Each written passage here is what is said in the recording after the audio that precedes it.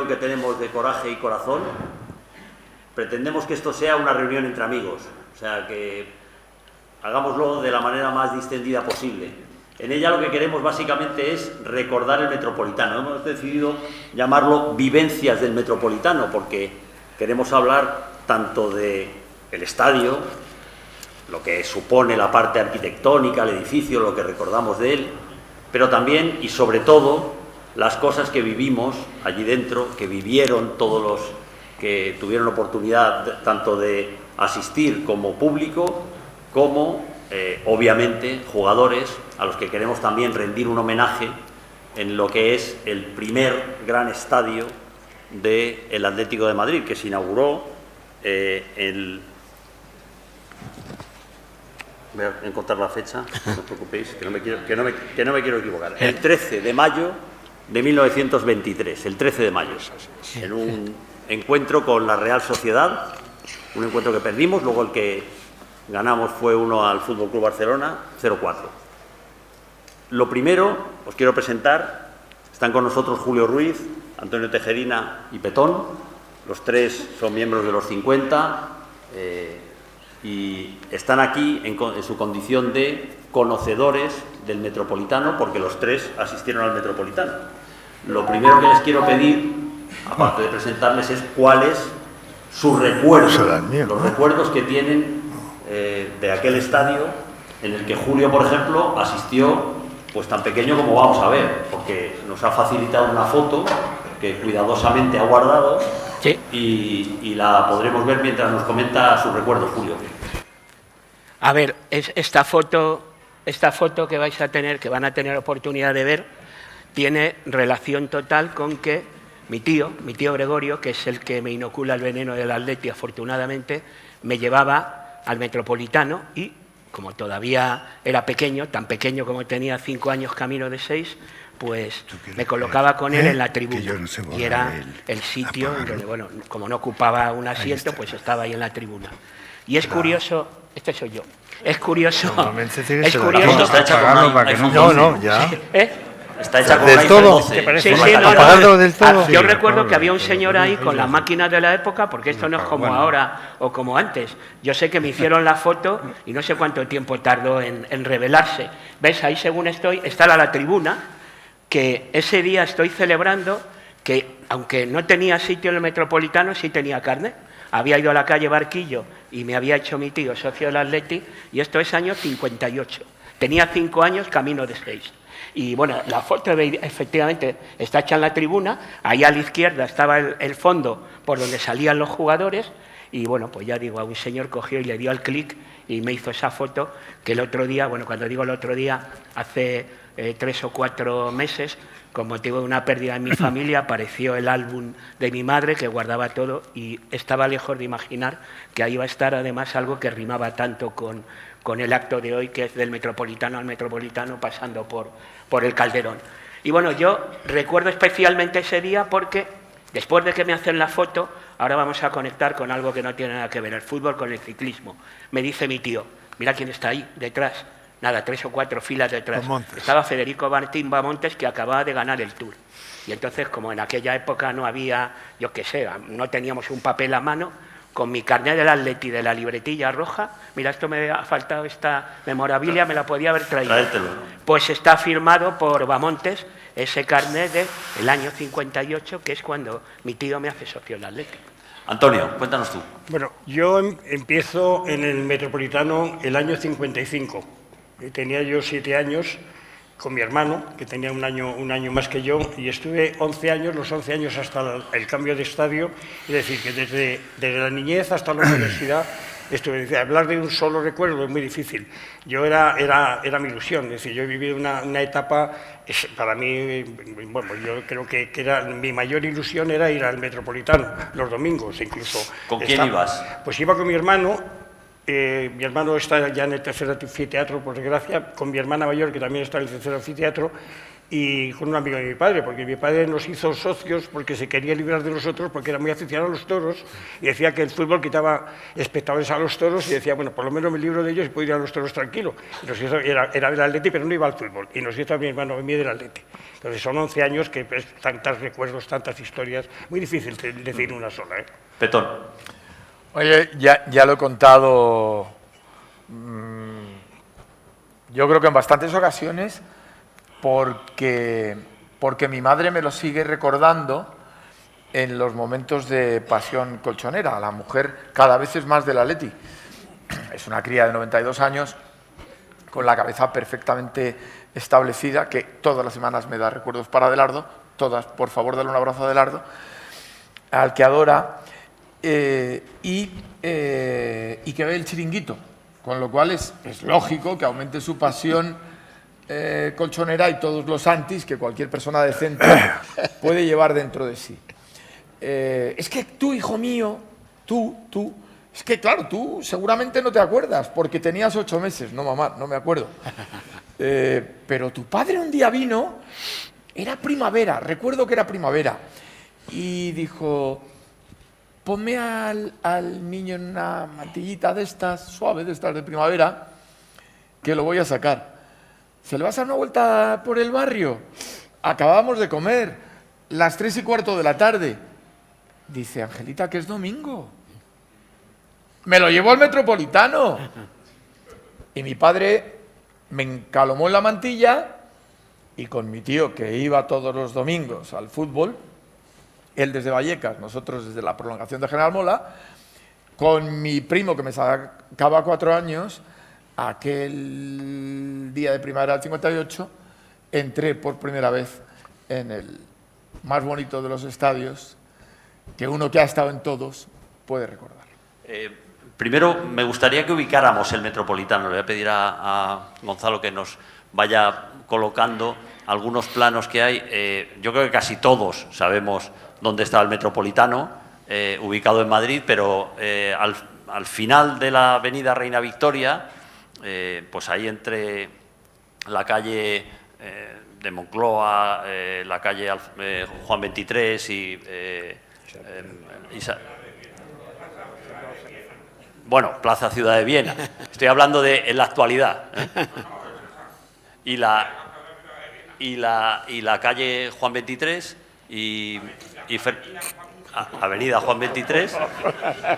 Gracias. Aquí está el estadio, ubicado en una zona que era una hondonada, ¿no? Antonio. Era una hondonada. Era una hondonada. Y esto hizo que el estadio se excavase. Se entraba por arriba. Es decir, salvo la tribuna, pues los demás sitios entraban por arriba. Y que ahí se hizo una tribuna que probablemente era lo más significativo, ¿no?, de ese estadio, que se llamaba La Gradona, ¿verdad?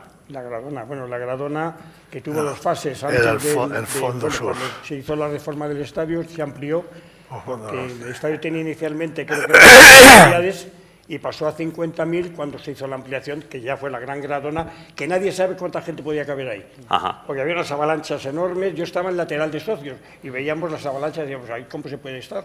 La lateral de socios hemos leído que se llamaba, o le llamaban, La Jaula. Sí, sí.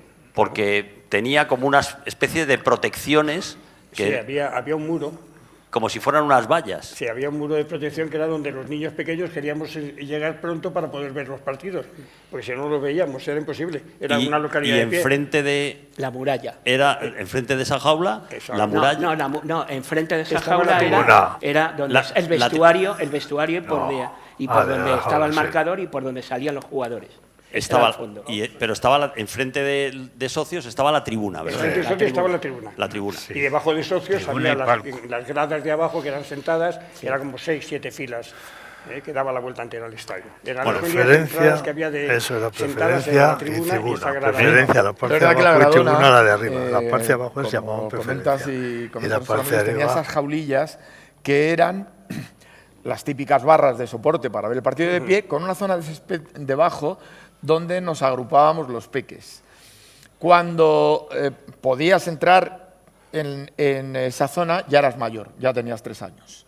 Entonces ya y cierta conciencia de que el Atleti era más que el señor ese que tú creías que era el Atleti. Yo era tanto de Collar como del Atleti al principio. Tenía un lío importante, pero ya un día distingues, y yo calculo que es con 3 años, que son todos los de rojo y blanco. No solo uno es el señor Atleti, sino todos a la vez.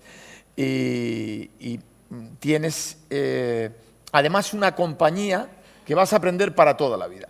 Esos niños que están ahí son tus hermanos. Eso lo aprendes desde ese momento en que te sientas en ese sitio o ves el partido de pie en ese sitio. Desde que llegabas arriba, bajabas, nosotros en el 18, desde la Plaza de la República Argentina, 51 y el 18, te dejaban allí y empezabas a escuchar pipas, caramelos, chicles. Ese olor característicos. Los chicos desde el Colegio Buen Consejo mirando. La gente por ahí para ir al tendido de los sastres que también. Está al lado del Colegio Buen Consejo. Frente, Jesús Martínez Jallo iba al cole. Pipas, caramelos, chicles y copas de coñac. No, claro. Copas de coñac. Pero eso ya dentro del estadio. No, dentro del estadio, sí. En la inauguración, el día de la inauguración, quien hace el saque de honor, ahí estamos viendo algunas fotos de aquellos años, quien hace el saque de honor es el infante Don Juan, que es el abuelo del rey Felipe VI. Sí. En ese partido contra la Real Sociedad, y era como el primer gran estadio que existía en Madrid, que era idea de los hermanos Otamendi. Los hermanos Otamendi fueron los que construyeron, los creadores del Metro de Madrid, y como estaban haciendo allí una colonia ligada al metro, el estadio se llama Metropolitano, por eso. De hecho, al principio era Stadium Metropolitano, este fue el primer nombre. Era casi más importante lo de Stadium que lo de Metropolitano. De hecho, hablaba esta mañana con Javi Vega, que tiene una maravillosa exposición en nuestro Metropolitano sobre el Estadio Metropolitano, que os invito a que vayáis a verla porque está fantástica y tiene todos los datos. Me enseñaba algunos recortes de prensa donde aparecía el Stadium, única y exclusivamente. Lo de Metropolitano ahí no aparecía, y es después de la guerra cuando ya se instala Estadio Metropolitano como tal. Y en ese Stadium no solo pretendían que jugase al fútbol los equipos de Madrid, jugó principalmente el Atleti, aunque jugaron algunos otros, sino que también había un montón de actividades, porque entre las actividades que había, puedo citar atletismo, hockey, carreras de galgos, boxeo, béisbol, balonmano a 11, pruebas motociclistas de dirt track, y incluso la llegada de la Vuelta Ciclista a España también se hizo ¿Y carreras de galgos? Dentro del Metropolitano. No te he oído. Carreras de galgos, efectivamente. Lucha libre, efectivamente, que esta mañana lo hablábamos, que también había lucha libre. Hubo también partidos de rugby, porque el Atlético de Madrid, como en la mayor parte de las disciplinas deportivas, fue pionero, el primer equipo que tuvo un club de rugby en Madrid. Fue el segundo de España en baloncesto, después del Layetano en Cataluña, y también introduce el baloncesto en Castilla, pero el rugby también. Y el rugby tenía una sección muy distinguida. Por supuesto que en hockey, como has mencionado, éramos campeones de todo, como en pelota vasca, como en tenis. Manuel Alonso y el Conde de Gomar, que es el autor del gol de la victoria contra la Real Sociedad en el día de la inauguración, eran los mejores tenistas que ha habido en la historia de España hasta la llegada de Manolo Santana, del Atlético de Madrid. Quiero decir que el Stadium, está bien significado eso, porque no se decía nunca lo de Metropolitano hasta después de la guerra, es verdad, era el eje del deporte madrileño y la instalación más deportiva de España, sin duda. El estadio se inaugura en 1923, es decir, que estuvo 43 años, no en funcionamiento, porque hubo 7 años, hubo los 3 años de la guerra más 4, porque había quedado destrozado absolutamente, y se reinaugura nuevamente el año 43, que es cuando ya se hace una reforma importante, que es cuando ya se aumenta la gradona, etcétera. Pero es que en esos 36, 37 años hay que ver la cantidad de títulos que tuvo el Atleti ahí, ¿eh? Sí, sí. Pues tuvo las dos ligas, no las dos primeras, porque se jugaban en Vallecas, son las dos primeras, pero la del 49-50, 50-51, más la del 65-66, las tres copas de... Podemos decir 3 ligas, 3 copas, y la recopa. La recopa, un subcampeonato de recopa, una semifinal de Copa de Europa. Es decir, hay un montón de veces, bueno, varias veces de segundo clasificado. Aquí estamos viendo algunas imágenes de las carreras de galgos, porque es que hemos recuperado algunas imágenes.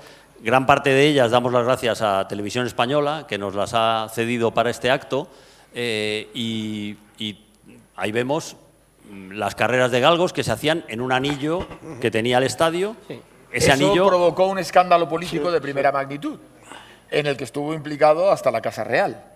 Y es que había unos cronómetros que medían, había apuestas, claro, y en esa combinación de cronómetros y apuestas había una trampa que estaba lucrando a la sociedad galguista, en la que estaban estos señores detrás. El fenómeno, el problema del extraperlo con Strauss y el de los cronómetros de las apuestas de las carreras de galgos tuvieron mucho que ver en la salida de la monarquía en el 31. O sea que hasta el Stadium tiene esa segunda parte. Y hay un título anterior, 1928, sí, que conviene recordar porque es el Campeonato Centro, y yo lo he estado estudiando estos días. Bernardo Salazar, por supuesto, porque no hay otro, siempre nos decía, siempre me contaba una historia acerca de que habían cerrado el Metropolitano por una tropelía. Es que hasta el Metropolitano nos lo cerraron. He estado estudiando eso. Perdón, es acojonante. O sea, hay un partido con el Nacional y el Madrid denuncia que 3 jugadores del Atleti han protestado en el descanso a un linier que debía ser amiguete, como todos, que se llamaba Rojas. A ese linier que se llamaba Rojas le debieron decir 4 cositas, pero leves, y el Madrid denuncia. El Madrid, que pasaba por allí. Al final deciden, efectivamente, inhabilitar unos meses después, el Atleti ya es campeón, cuando empieza el campeonato nacional. Porque la Liga empieza el 29. No, no es 28 todavía. Febrero del 28. Digo que la Liga como tal 27-28. Empieza la Liga 16 Nacional. La Liga Nacional. Estamos hablando del último campeonato centro, que gana el Atlético de Madrid. Entonces, resulta que el Comité Nacional, a instancias de nuevo del Madrid, decide sancionar 3 meses después a los jugadores del Atleti con unas sanciones desmedidas, un mes sin jugar, una multa económica, a los 2 hermanos Olaso y a Cosme, que eran eje vertebral de aquel Atleti. Claro, la gente ese domingo protesta, y protesta ante un palquito que es el del Comité Nacional, donde estaban Cabot y Hornachuelos. Este último, por cierto, morfinómano, porque viene al paso. Sabemos de qué equipo era también. No era del Atleti, Hornachuelos. Al final, al Atleti de Madrid, ¿qué le hacen? Pues desde el palco del Comité Nacional empiezan a sentirse molestos porque los espectadores de abajo, el Atleti estaba perdiendo sin sus jugadores por la sanción, empiezan a gritarles. Empiezan a subir un poco el tono, y entonces un periodista de ABC, lo de la prensa es algo alucinante, o sea, no ha cambiado nada. Era una cosa tremenda, qué exageración. Se va al palco de la Nacional y alguien tira una almohadilla y le da graves heridas al jefe de deportes del ABC y del Real Madrid. Con lo cual cierran indefinidamente el Stadium del Atleti de Madrid. A los 2 días, el Stadium estaba alquilado por los Otamendi al Atleti. Estaba en régimen de alquiler, no fue hasta los 50. Pero entonces hay un club madrileño, noble entre los nobles, que dice: a partir de ahora el Atleti de Madrid nos va a ceder sus derechos y nosotros vamos a asumir el alquiler del campo. Ponemos el nombre. Todo era una trampa, obviamente. Primero porque ese club que iba a prestar su nombre no tenía ni un clavel, y era el Atleti el que iba a seguir pagando, pero habían sancionado al Atlético de Madrid. Por lo tanto, si el estadio era de otro, podía seguir jugando.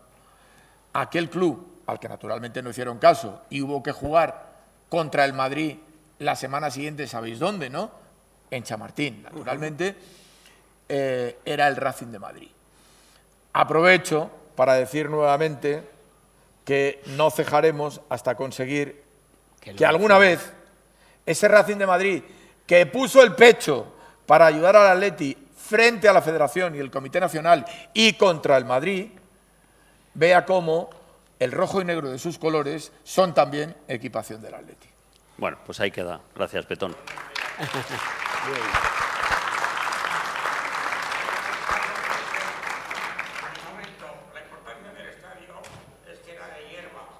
Sí, esto justo lo vamos a decir ahora. Lo vamos a decir ahora. Vamos.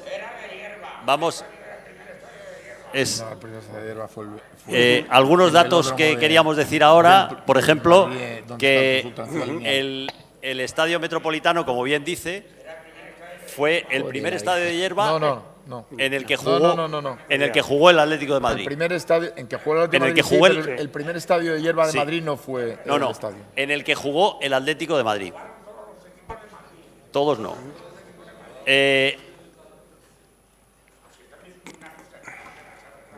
El Estadio Metropolitano fue el primer estadio de hierba en el que jugó el Atlético de Madrid. El primer gol en ese estadio lo marcó Monchín Triana y, como bien decimos, la Liga de Fútbol empezó en el 29. Hasta entonces eran los campeonatos regionales. A partir de ese momento, el primer partido de Liga, que se disputó el 10 de febrero, fue contra el 17 de febrero, perdón, porque el primer partido de Liga lo disputamos en el campo de las Arenas de Guecho, al que vencimos por 2-3, y ya el 17 de febrero se disputa el primer partido de Liga en el Stadium frente a la Real Sociedad y perdimos 0-3, y la primera victoria en casa llega el 10 de marzo frente al Fútbol Club Barcelona por 4-1. Y era liga de 14 equipos, me parece. Liga de 14 equipos. Hasta que llega la guerra, justo antes de la guerra, yo creo que tenemos que recordar un hecho aciago, que es el penalti de Chacho, ¿no? Sí. Ese penalti que, si hubiera entrado, nos salvaba del descenso y que pegó en el palo, con lo cual nos obligaba al descenso, pero al final no descendimos. Esa es una historia dramática que está muy, muy pegada a la esencia, al fatalismo maravilloso del Atlético de Madrid. Chacho tenía un récord que será imposible de igualar, máximo con la selección española, 7 goles contra Bulgaria en un partido. Fichaje estrella del Deportivo de La Coruña. Gallego, aquel día llovía, mayo, pero llovía. Hay alguna foto con sí. Mucho barro. Sí. Y llegando al final, toca ese penalti que salva al Atlético de Madrid. Sí se transforma. Y tiene dos opciones, porque Chacho dispara, el balón da en el poste y queda para que Ipiña, medio centro del Atleti, que traiciona poco después, se va al Madrid, ya nunca sería campeón de nada, no como Mesa, que se quedó, le hicieron la misma oferta y no aceptó. Balón va Ipiña y la lanza por encima del larguero. El Atleti desciende, pasan varias cosas. Esa tarde es el último partido, que esta es una cosa curiosa que descubrí por azar y no está del todo confirmada, pero al 90% es el último partido de fútbol que ve Federico García Lorca. Lo ve con su amor, que es Rafael Rodríguez Rapún,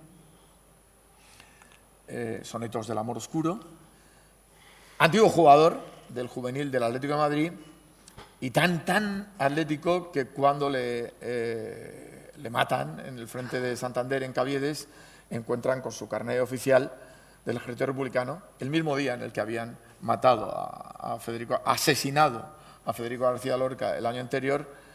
Él, buscando seguramente la muerte, sale al frente y con un fusil ametrallador se enfrenta a la aviación italiana, era una locura. Le acribillan y encuentran con su carnet oficial ese carnet del Atlético de Madrid. El Atleti queda devastado porque a la ruina económica se añade en plena competición, en plena contienda, algo que no tienen ni el Barça ni el Real Madrid. Y es que el Real Madrid, a través de quinta columnistas, como Pablo Hernández Coronado y Eliodoro Ruiz, el profesor de gimnasia del Real Madrid, participan en la incautación del club, que se convierte en un foco del ejército republicano, para tener una herramienta de propaganda en la guerra. El jefe es el coronel Ortega, que luego sería ajusticiado con garrote vil, es el asesino de Andrés Nin. O sea que es curioso eso. El Atlético de Madrid no tiene jugadores, no tiene dinero, no tiene estadio, a partir de la desgracia de aquel penalti de Chacho. Pero ha dado pie a otra cosa maravillosa, el penalti de Chacho. Y es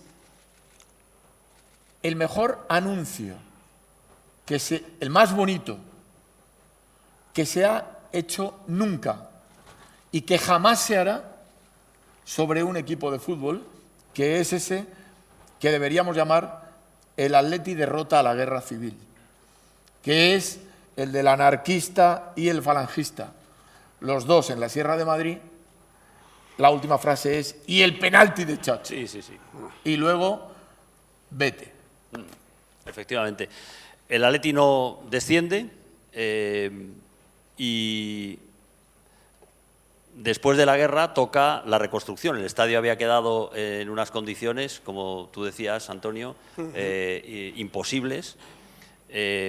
Lo que ocurre ahí es que el Ejército del Aire asume, a través de su patronato de huérfanos, esa reconstrucción. Ya éramos el Atlético de Aviación y la reconstrucción tarda un tiempo.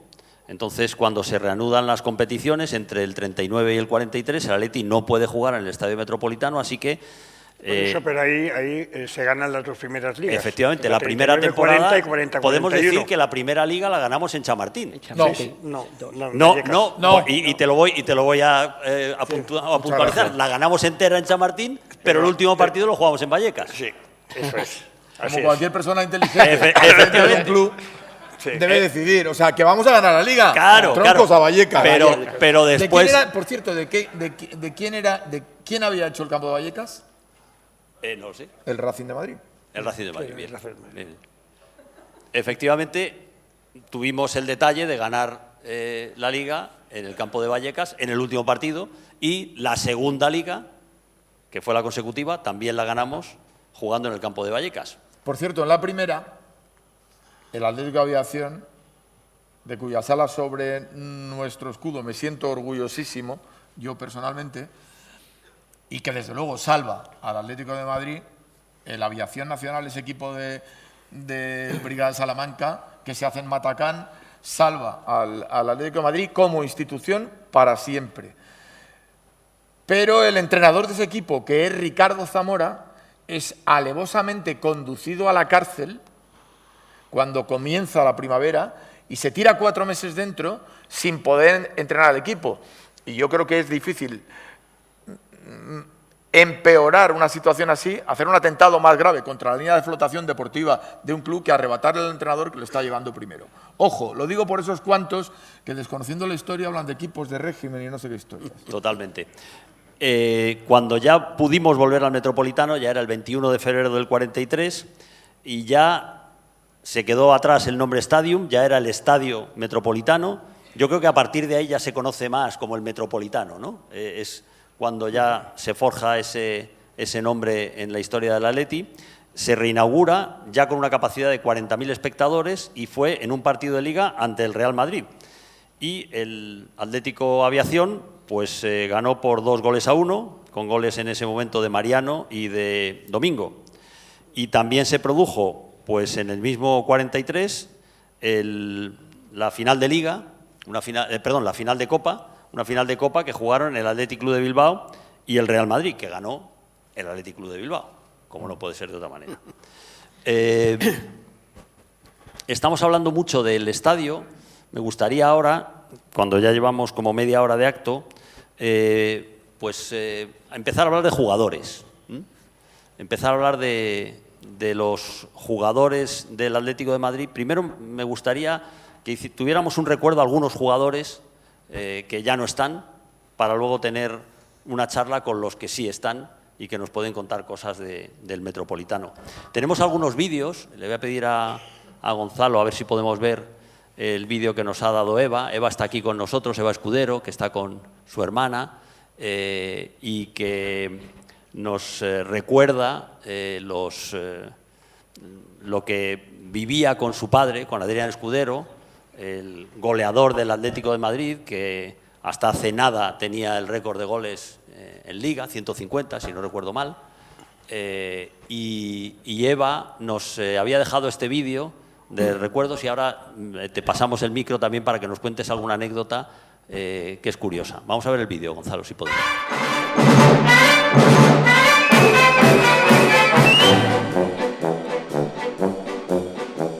En el Estadio Metropolitano van a contender el Viernes Sport Club y el Atlético de Madrid en partido homenaje al gran jugador madrileño del equipo blanquirrojo, Adrián Escudero, cuya magnífica ejecutoria deportiva merece la admiración y el aplauso de los aficionados. En aquel campo para él era el orgullo mayor que pudo tener, porque encima él era del barrio, él era de Cuatro Caminos. Y lo primero que quería, los primeros años, era que todo aquel que quería ir al estadio pudiera acceder. Entonces, primero consiguiendo entradas, a los que no los metía también, si no intentaba colarles por el tendido de los Sastres, donde fuera. Pero él lo que quería era compartir su alegría con todos sus vecinos, con todos los del barrio. Hay una anécdota que mi padre pedía tantas entradas, se las daba a un amigo, y a este amigo una vez le detuvo la policía pensando que se dedicaba al tráfico de entradas, a negociar con ello, y que eran entradas totalmente legales, las había comprado mi padre, tuvo que ir a comisaría a dar fe de este hombre para sacarle, eran entradas, lo que pasa que mi padre compraba muchísimas, unas se las regalaban y otras se las pagaban. Otra anécdota era de una vez mi padre a la salida al campo pues dio a una escoba que había por ahí, la pegó un zapatazo que la hizo volar.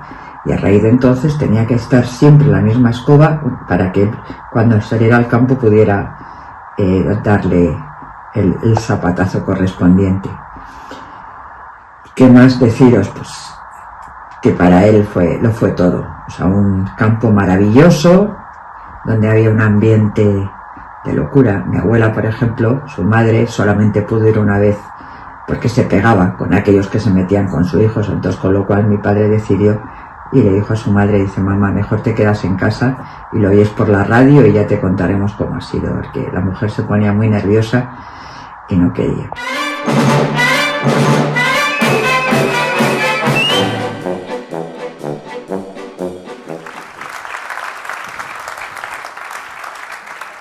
Son los cariñosos recuerdos de Eva. No sé si tenemos un micro o le paso el mío.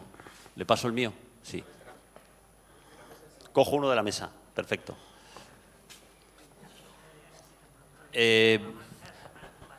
Los recuerdos, Eva, que tú, primero, es un chico de barrio, tu padre es un chico de barrio. De Cuatro Caminos, que siendo un chico de barrio se convierte en el máximo goleador. A ver, papá era del barrio.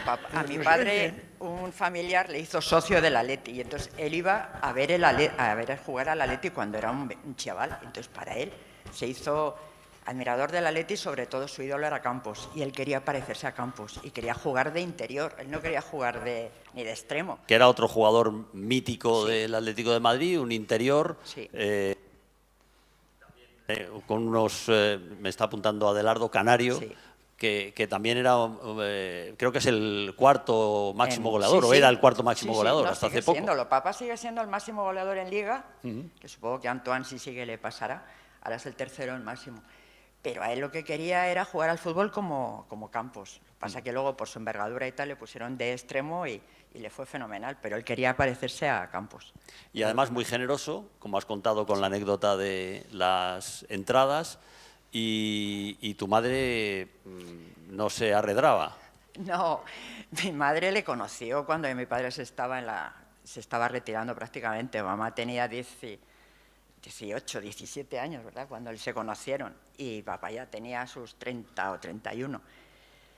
Entonces le vio en su última temporada, me parece, iban al Metropolitano a verla. Y entonces mis padres, mi madre era muy guapa, muy aparente, iba con sus amigas, que eran muy guapas, eran unas niñas de 18 años, 17, imagínate, en el Metropolitano, y claro, llamaban la atención.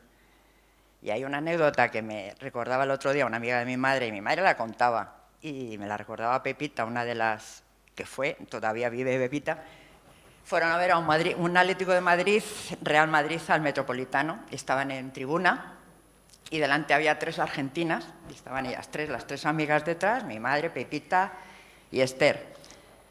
Y las 3 animando, claro, al Atleti, cantando, tal. Y entonces creo que en una, las 3 que tenían delante, se volvió, la pegó un bolsazo a una de las amigas, a Pepita, porque se ponían como muy envidiosas, eran muy engreídas de que esas niñas estuvieran llamando tanta la atención y les hubieran quitado el protagonismo. Y la que le dio el bolsazo a Pepita, a esta amiga de mi madre, era la mujer de Di Stéfano. Creo que le contaban que era insoportable. Pues hizo muy bien tu madre no arredrarse, sin ninguna duda. Lo que no cuenta es cómo, qué pasó después, si se lo devolvió o no se lo devolvió. Mi padre se llevaba muy bien con Di Stéfano, pero se enfadó mucho y quería que hubieran ido a quejarse, a poner denuncia, pero no hicieron nada. Las chicas se cambiaron muy educadamente y dijeron, ahí os quedáis, se retiraron las 3. Qué bueno. Muchas gracias, Eva. Nada. Tenemos otro vídeo, está con nosotros Álvaro, que es el hijo de Alvarito, y él nos contaba algunas cosas en un vídeo que, si lo podemos localizar, Gonzalo, lo ponemos y luego comentamos con él, ¿vale?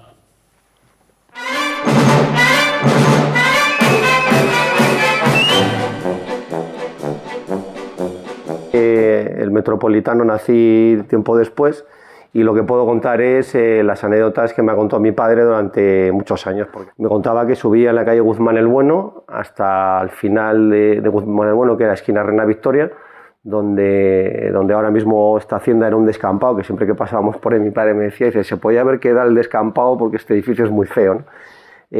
Bajabas en cuanto traducías la calle Guzmán el Bueno, la calle que ahora se llama Beatriz de Bobadilla, que no sé si se llamaba antes así, y límite por la parte de abajo, lo que contaba antes Antonio Tejerina en la época suya, que era la continuación de Isa Peral, que ahora se llama Juan 23, y la calle Conde de la Cimera.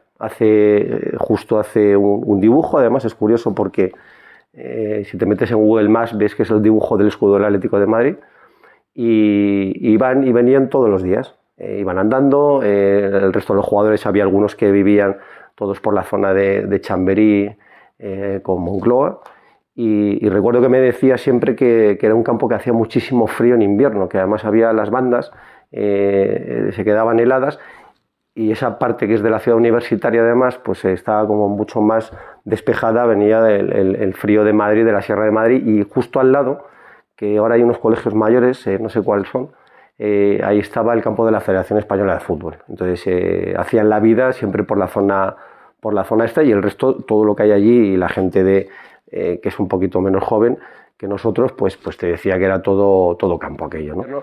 Siempre decía que además que eran como una familia, pero una familia no solamente entre los jugadores y compañeros de equipo, sino que además, recuerdo también que a veces me hablaba mucho de Clarens, de Juan Clarens, que era el conserje y el que estaba cuidando el Metropolitano por las noches y hacía el mantenimiento. Me imagino que habría más personas haciendo el mantenimiento, porque era un estadio que entonces, cuando jugaba mi padre, se llegó a tener una capacidad de 50.000 espectadores, que no es tontería, ¿no? Y recuerdo eso, decía que además dejaban allí toda la parte del vestuario deportivo, lo lavaban, lo tendían, y los jugadores entraban por la calle Juan 23, que era la continuación, entonces era Isa Peral.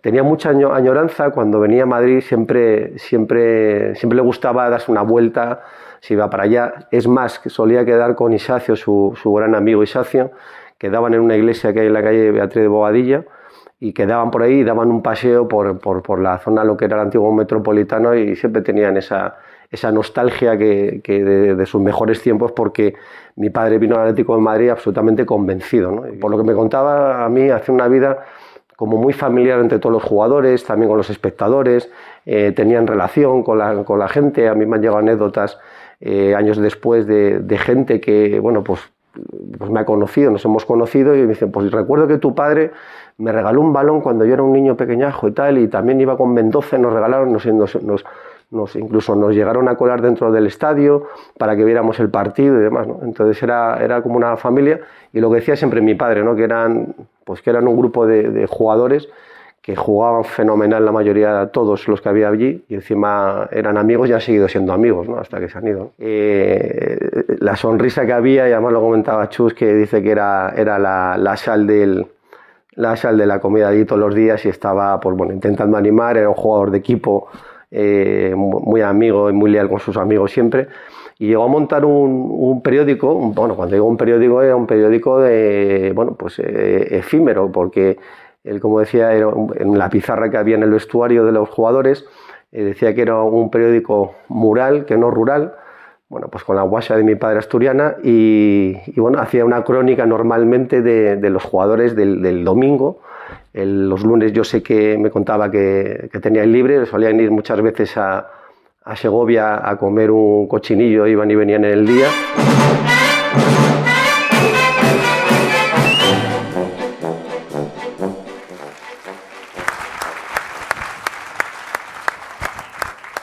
Álvaro, yo, por lo que nos contabas, tu padre era como la sal del vestuario. Era el que estaba siempre de bromas, levantaba el ánimo.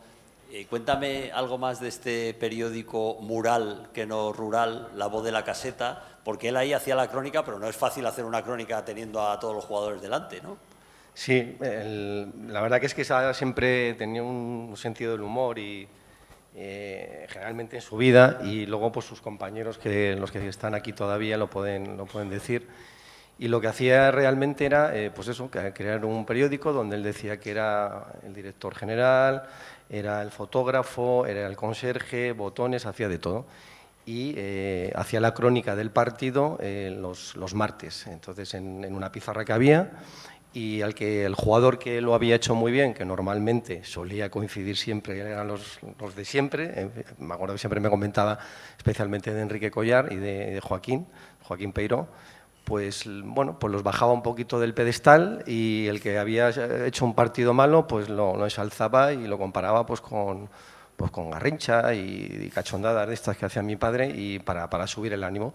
Entonces, bueno, pues la gente no dejaba entrar a nadie, nada más que lo podían ver los jugadores y los empleados del club. Y entonces tenía prohibida la entrada pues al resto de gente, y duraba el periódico pues justo ese día nada más. Lo borraba y decía, es un periódico mural que no rural. Y bueno, pues mi padre, su forma de ser era esta, y bueno, todos pueden contar sus compañeros que convivieron con él en aquella época, porque yo no ni había nacido ni conocí el Metropolitano. Gracias, Álvaro. Pues vamos a hablar ya con sus compañeros, como nos decía Álvaro. Voy a pedir, por favor, que suban Jayo, Rodri, Orozco y Adelardo, y que le demos un enorme aplauso, por favor.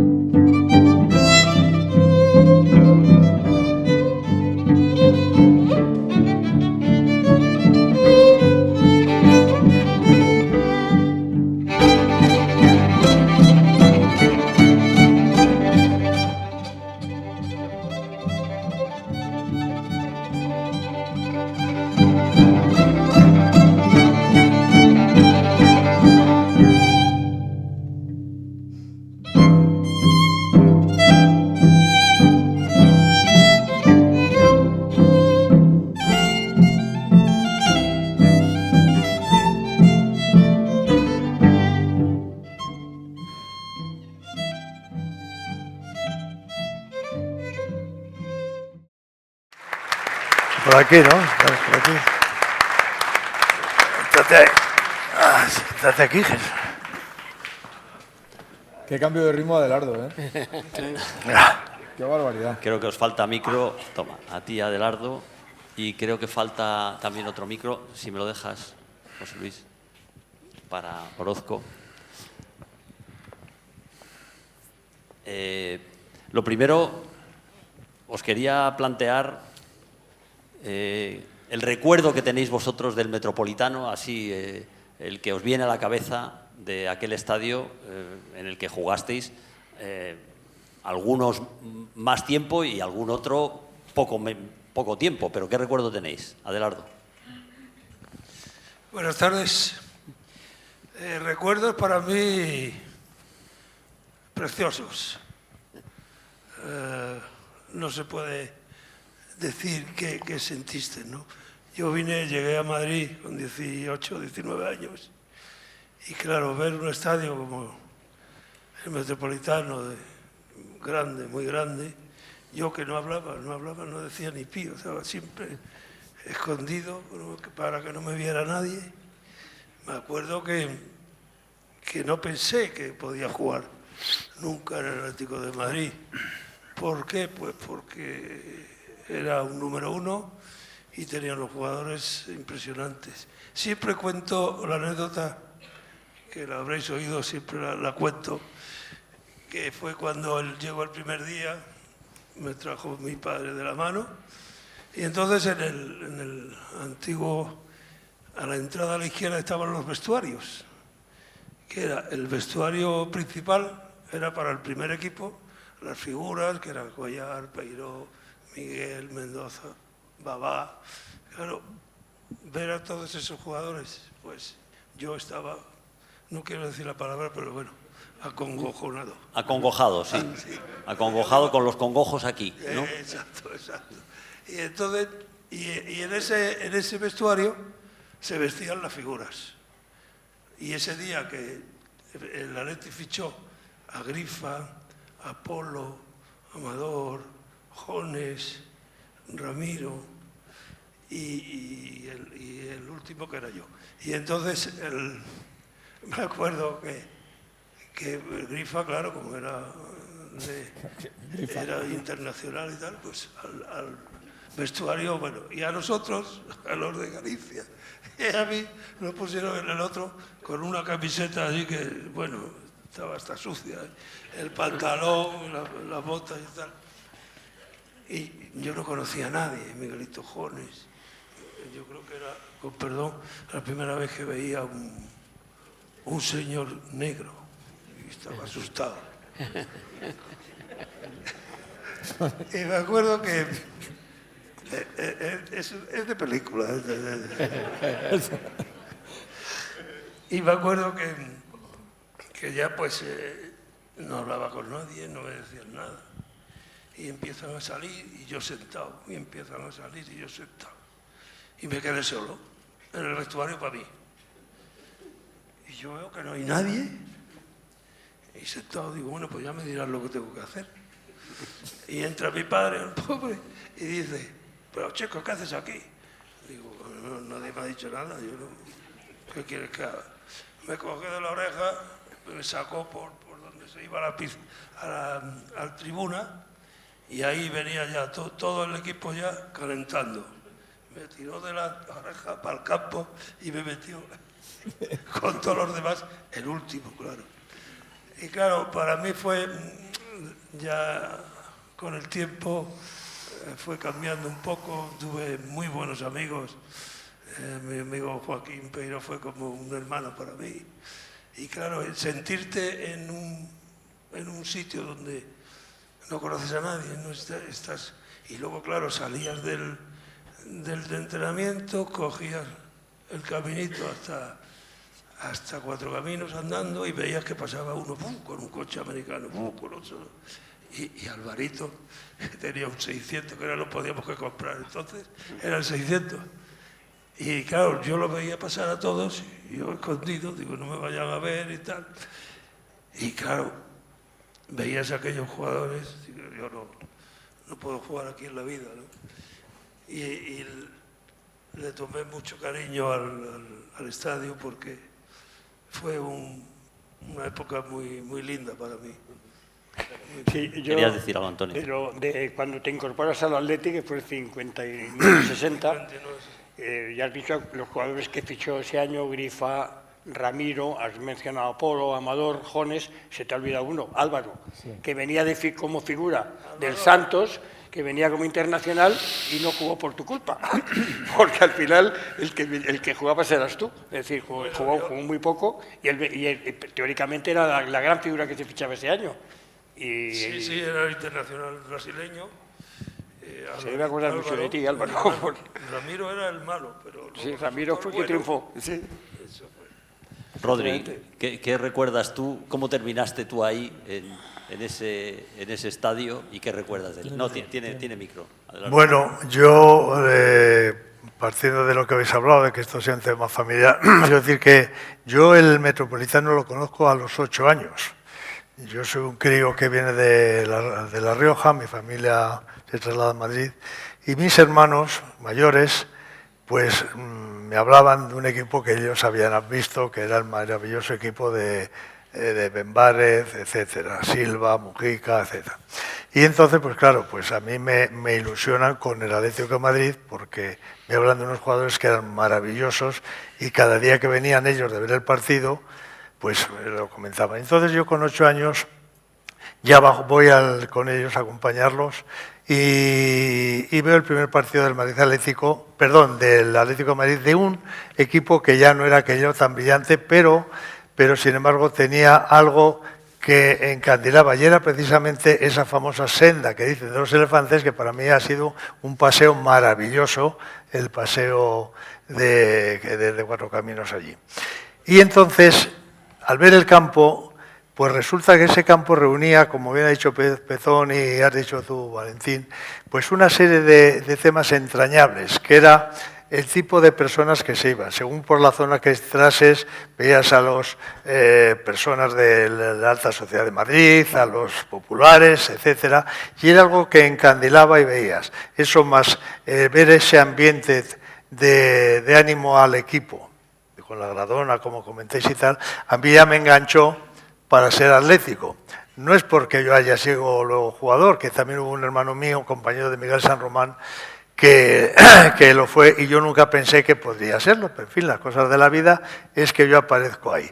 Y la verdad es que el Atlético de Madrid, el estadio, ha transmitido algo muy acogedor. Siempre ha sido un tema muy entrañable. Estaba recordando Eva de su padre, al cual yo admiro, y de Alvarito, dos tíos entrañables, majos y todo lo que se puede decir. Recuerdo que él antes de los partidos, y faltando media hora, sí, yo juvenil ya, le veía pasar a amigos y tal por las puertas, colarlos, para eso, porque como digo, era un tema mucho más entrañable que el fútbol de lo frío que luego se ha convertido.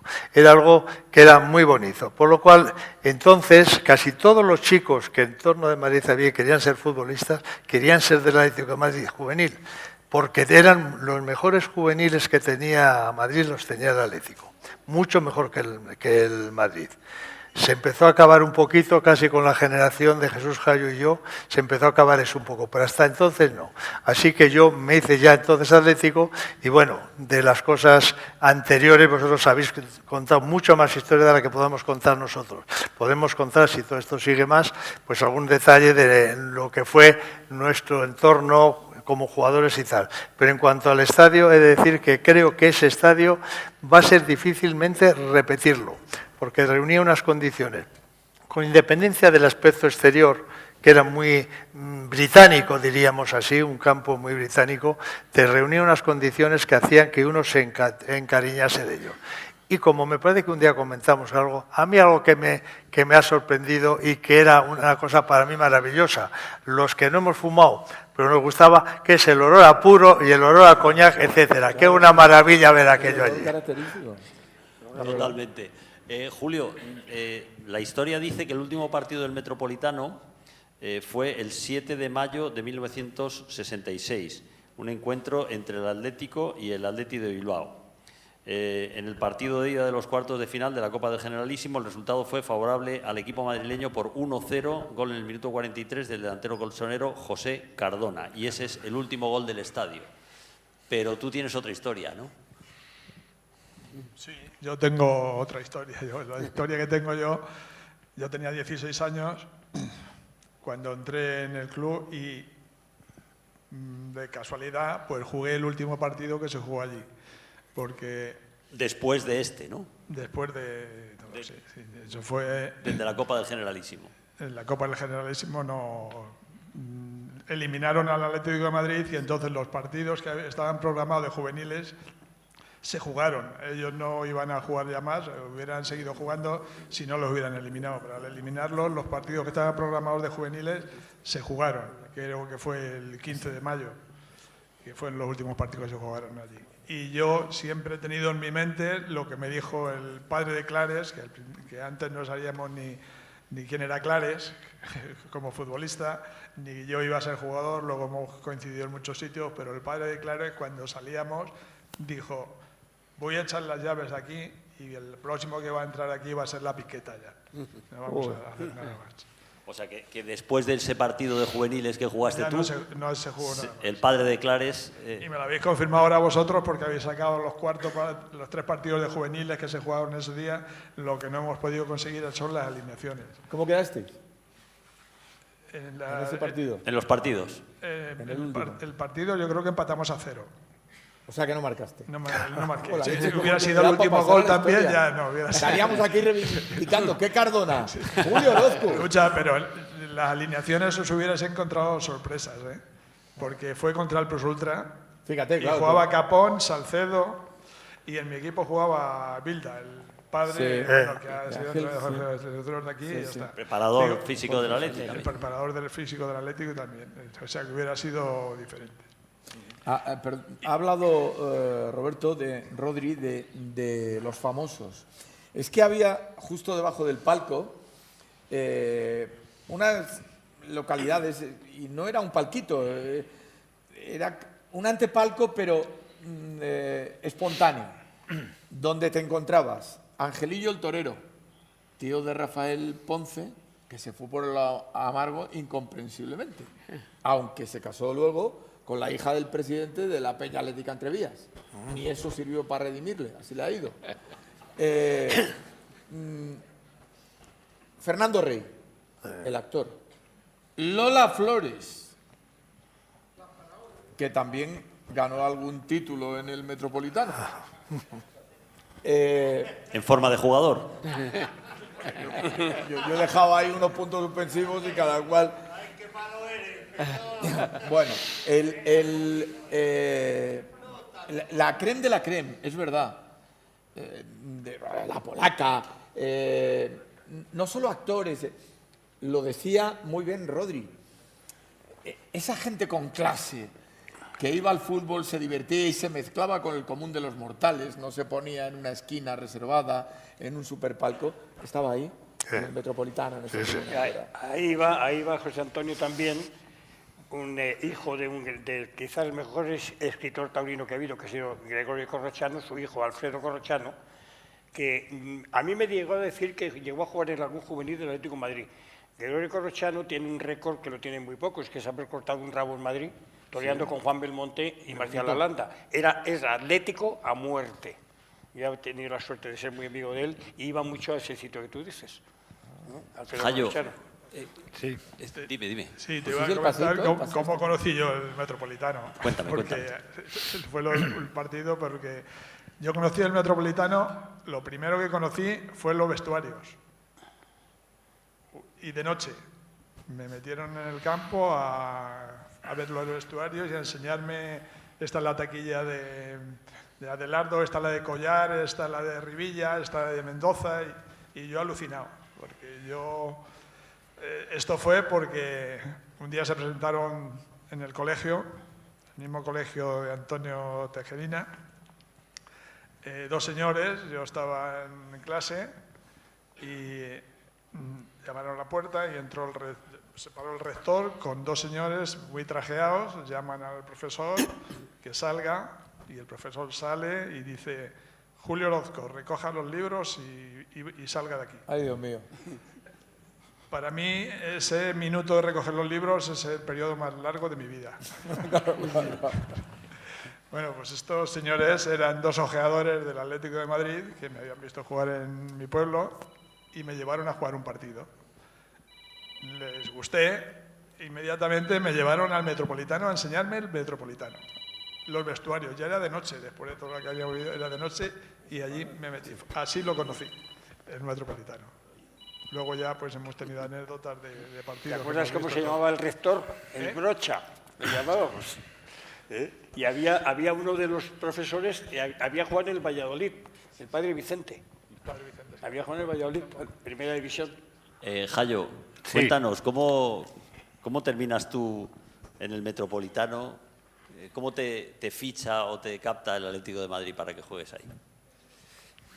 Bueno, en principio el Metropolitano para mí lo llevaré siempre en el corazón porque fue mi debut como jugador del Atlético de Madrid. Fue en noviembre del año 1962, con 19 años, contra un equipo que era entonces un equipo fuerte, el Atlético Bilbao, y encima del delantero centro venía un tal Arieta, el hermano mayor, el grande que parecía un armario. Y entonces me decían los compañeros, ten cuidado chaval, que ese te empuja mucho y te tirará, no te agarrimes a él. Bueno, el caso es que el partido acabó 2-0, ganamos y a mí me salió un buen partido. Y no me tocó ninguna vez. En cuanto a mi forma de llegar al Atlético de Madrid, pues hubo 3 motivos muy fundamentales. Uno, que mi familia era atlética y me llevaban de pequeño a ver al Atlético de Madrid, pero me llevaban a la Gradona, donde yo pequeño no veía nada de fútbol y me agarraba unos cabreos impresionantes. Me tenían que subir a hombros mi tío para que pudiera ver a Benbare, a Carson, que es a los que iba a ver. Pero claro, tampoco podía tenerme todo el partido ahí. Tenía un momento de descansarme. Y entonces, pues decía, pues yo, como llegas así, no vengo y tal. Y pues bueno, me enfadaba. Pero otro motivo era que yo estudié en el Buen Consejo, en los Agustinos, y los campos de fútbol de entrenamiento del Buen Consejo están justo delante de la Gradona. O sea, que todo el día estaba viendo al Atlético de Madrid. Y otro motivo es que en la época de chaval de barrio, que yo vivía sobre la zona de Río Rosas, y todo lo que era final de Río Rosas hasta posiblemente la Plaza Castilla, todo eso era campo. Y entonces en esos campos pues jugaba al fútbol. Y ahí apareció un día un señor que se llamaba Enrique Pagán, que luego ha sido masajista del Atlético de Madrid, que al final de un partido me dice, oye chaval, si quieres yo te puedo llevar al Madrid o al Atleti. Y le dije, yo al Atleti. Dice, bueno, pues prepárate que algún día te venga a buscar y tal. Bueno, no le vi hasta que la primera vez que luego le vi fue ya como masajista en el Atlético de Madrid. Pero en el equipo ese de barrio que jugábamos, se llamaba San Pelayo, tenía 2 equipos, uno de chavales y otro de mayores. Y en el de mayores había un exatlético, un tal Petón, dime que tú te acuerdas cómo se llama. Que tú tienes una... Fernández Gómez. No, Enrique... Bueno, no me acuerdo. Te saldrá. Sí, además estuvimos hablando de él cuando comimos. Sí, el otro día que estuvimos comiendo, por eso pensé que tú te acordarías ahora con él. No soy un desastre. Bueno, pues uno que jugaba de los mayores, que había sido del Atleti, dice, oye, cuando quieras te llevo al Atleti, porque yo conozco al entrenador, un señor Burillo, y sé por dónde sale de trabajar y podemos ir a verle y hablar con él. Digo, pues venga, vamos al Atleti. Y entonces así acordamos. Llegamos un día, salía de su oficina, iba a su camino andando a su casa, porque la tenía próxima. Entonces me presentó y me dijo, que quería hacer una prueba. Yo le dije que quería hacer una prueba con Atleti y me dice, bueno, pues vente al campo de la Federación, que era un campo de tierra que estaba al lado del Metropolitano, y dice, y allí hacemos la prueba ese jueves tal día y tal. Llévate tus botas y eso. Y entonces yo fui allí con mis botas nuevas, aquellas botas de Spike que eran más duras que la leche, y entonces hice la prueba y yo jugaba de delantero centro, entonces, porque en el colegio habíamos ganado el campeonato escolar universitario de toda España y jugaba de delantero centro, y allí fue de delantero centro. El primer tiempo, ya lo he comentado varias veces, acabó 9-0 y yo metí 7 goles. Pero el segundo no pude jugar porque de las botas, como eran nuevas, tenía unas ampollas impresionantes. Entonces dije, mire, no puedo, tenía unas ampollas, digo, estoy sangrando. Y dice, no, déjalo, chaval, y tal. Entonces al final del partido me dice, mira, la semana que viene te vas a Barquillo. Y digo, no, mañana mismo. Yo estaba loco por firmar. Se vuelve para atrás. Y entonces fui allí, firmé con el Atlético de Madrid. Y jugué con los juveniles, enseguida me pasaron pasé al Juvenil A, que era el primer equipo de juveniles. Después pasé cuando acabé de juveniles, llegué a ser internacional también juvenil. Mi carrera, empezando de chaval, fue muy rápida toda. O sea, fui con la selección de Castilla, jugué los 3 años. Fue internacional 2 años. Y entonces, durante la época de acabar de juvenil y verano y unas cosas y otras, pues yo entrenaba con el amateur, donde estaba Escudero, tu padre, Eva, y nos llevaban muchas veces por ahí a festejos, a fiestas por ahí y tal. Y entonces hubo una ocasión que un delantero centro o un delantero del equipo decía que no quería jugar, que no sé qué, porque no sé qué demonio, pues lo había puesto de lateral. Y yo le dije a Escudero, digo, Chava, le llamamos, teníamos confianza con él. Chava, yo si quieres juego de central. Y dice, bueno, pues te pongo a ti de central. Y empezó a gustarme el puesto de central y acabé jugando de central. Cuando llegué al Atlético de Madrid, aunque he jugado en muchos puestos, he jugado de lateral, he jugado de medio, he jugado de delantero centro, pero mi puesto ha sido el de central. Bueno, ¿en qué puesto no jugaste? Porque ¿En qué puesto no llegaste a jugar? Pues mira, pues de portero, porque no quiso un día que le dije que no cambiamos, pero no quiso. Éramos de la misma época. ¿Qué tal paraba Jesús? No pude verle, no quiso. Es que le daba miedo poner las manos y la cabecita. Ni de portero ni de extremo. Lo demás he jugado de todo. Todos.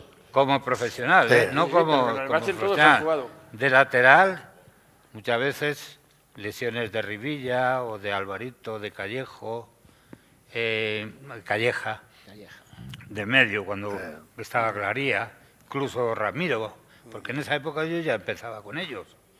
Y de delantero, pues he llegado a entrenar con Babá, fíjate que hace años. Y he jugado pues de interior, delantero centro, como era un puesto que lo conocía, porque de chaval había jugado delantero centro, pues bueno, también he actuado con él. Rodri, ¿cómo se veía desde la portería a Jayo en la defensa? Jesús, yo he de decirlo, para algunos es una herejía, pero he de decir que yo es con el defensa que más cómodo he jugado. Es el que más tranquilidad me daba, porque él era muy firme en todo lo que hacía y se cuidaba mucho de hacer una falta peligrosa. Ha habido jugadores que eso no lo han medido, pero él no, él era un jugador que yo siempre sabía lo que él iba a hacer.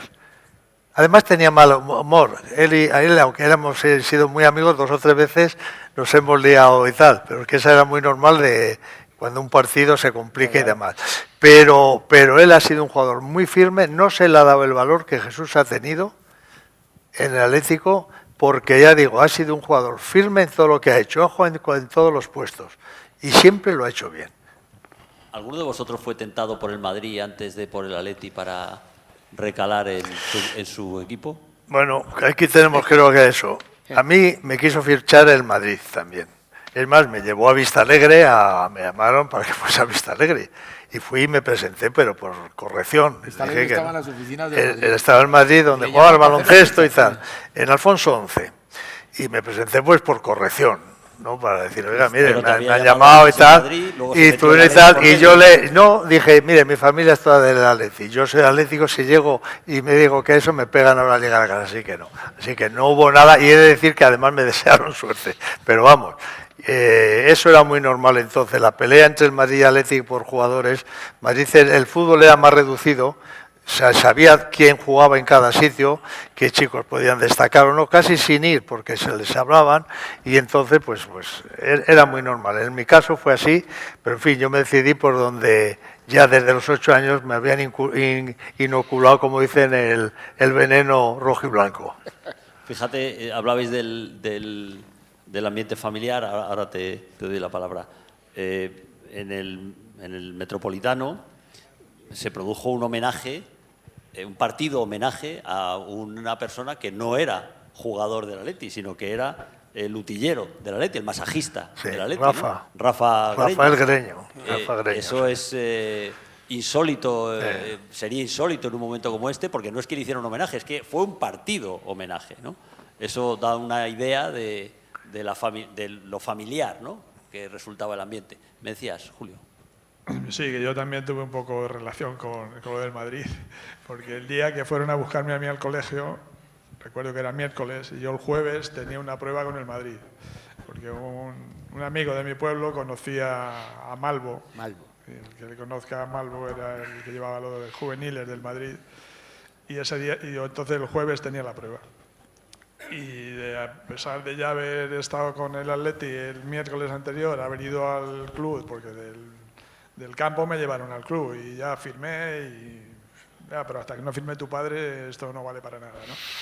Y al día siguiente pues fui a probar en la ciudad deportiva del Madrid y efectivamente nada más terminar me mandaron para el Bernabéu a hablar con Malvo, y empecé a hablar con él, digo, pero que sepa que esto pasó, ayer pasó esto, y su explicación fue otra vez de estos choriceros. Ahora sale. Y luego ya entonces hubo un tiempo que para aquí, para allá, y bueno, y a mí me vino bien porque yo decidí quedarme en el Atlético de Madrid y me vino bien, entre otras cosas porque he llegado a ser jugador estando en el Atlético de Madrid. En el caso de...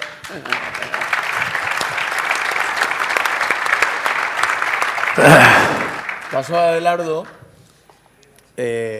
Adelardo es un descubrimiento del Atlético de Madrid, que siempre ha pescado en los mares extremeños, bonitas playas. Pero es histórico, desde Diego Lozano hasta Manolo Sánchez Delgado, que está ahí. Y yo no entendía muy bien el Atlético de Madrid campeón sin un extremeño dentro. Y si no, miradlo. También canarios, pero sin un extremeño dentro, prácticamente imposible. Por eso, Eusebio también, ¿no? Eusebio, Bejarano, Vilaró, Francisco, Delgado, Melo. Y Bermejo. Bermejo, que está aquí. Hay una... Javier Bermejo, pero más, porque también estaba Manolo Agujetas. O sea, que es que... No, pero hubo además otro anterior, Lozano, que fue sí, grandísimo. Diego Lozano como uno de ellos, porque antes de Diego Lozano también hay.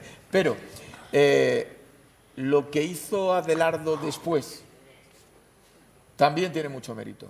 Yo no tengo constancia de que el Madrid se atreviera, porque hubiera sido algo terrible. Un cambio de acera en aquel tiempo. Pero el Barcelona enloqueció por Adelardo. Enloqueció. E igual que luego dio 11 millones, que era una pasta, por un Jorge Mendoza en decadencia, por cierto, el ídolo de Joan Manuel Serrat, cuando se puso esa camiseta, por Adelardo hubieran dado la mitad del Camp Nou. Y Adelardo se negó a moverse del Atlético de Madrid, por eso es un jugador de un solo club, Adelardo Rodríguez Sánchez.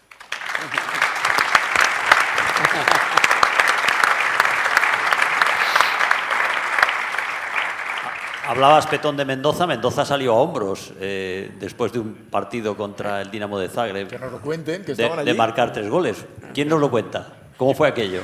Yo estaba No, hombre, yo no lo jugué ese partido, lo jugó el Vasco, Madina Becia, tú puedes... Yo lo jugué. ¿Tú también jugaste, Jesús? Sí, yo contra lo jugué. el Dinamo, sí, él sí. Lo único que puedo comentar, yo que me acuerde, es que al principio las cosas no le salían bien y la gente le estaba chillando. Y Mendoza tenía mucho carácter. Y bueno, y además el jugador que era a veces con un carácter un poquillo... El caso es que venga, como fallaba, pues venga a chillarle y se fue hacia el público y les escupió. O sea, de enfado que tenía no sabía qué. Y de, joder, me estáis... Yo no sé qué tal. Bueno, más bronca todavía. Bueno, luego realizó un partido que me parece que hizo 2 o 3 goles. 4-0 fue. Pero yo me acuerdo, uno de ellos, que fue de una pelota centrada desde el lado derecho, pasa al otro lado, la recoge con el pecho y le mete un izquierdazo que entra por la escuadra. Bueno, un gol impresionante. ¿Cómo empezó a jugar Mendoza después de aquello? Que luego le sacaron a hombros. O sea, pasó, se enfadó con el público y el público chillándole al llevarle en brazos por el campo al acabar el partido. ¿Te acuerdas, Jesús? Él se enfrenta al público de esa parte, que era en la parte del córner, al lado de los vestuarios, y los que le sacan a hombros son de esa parte. En el mismo sitio donde tuvo su enfrentamiento con el público fueron los que saltaron al campo a sacarle en hombros. Pero la hazaña cumbre de aquella noche contra el Dinamo de Zagreb es cuando hay un córner contra el Atlético de Madrid y Jorge Mendoza está al borde del área. Y sale el balón del córner, él recibe, se vuelve y en lugar de combinar, aguantar, llevársela un poquito a una zona de seguridad, él empieza a correr en dirección a la portería contraria y va desbordando. Él tenía una zancada de caballo árabe. Una cosa elegantísima. Era un cisne, el tío. Entonces, va desbordando contrarios, fintando con la cintura, saliendo por la izquierda, por la derecha, llega al borde del área y ahí hace un recorte y se va de 2. Y entonces con la otra pierna, pum, suavecita, la mete por allí y es cuando ya salen los pañuelos blancos, el desborde, el despiporre, y todo el mundo bueno. Hombre, es que es la primera vez que un futbolista sale... Perdón.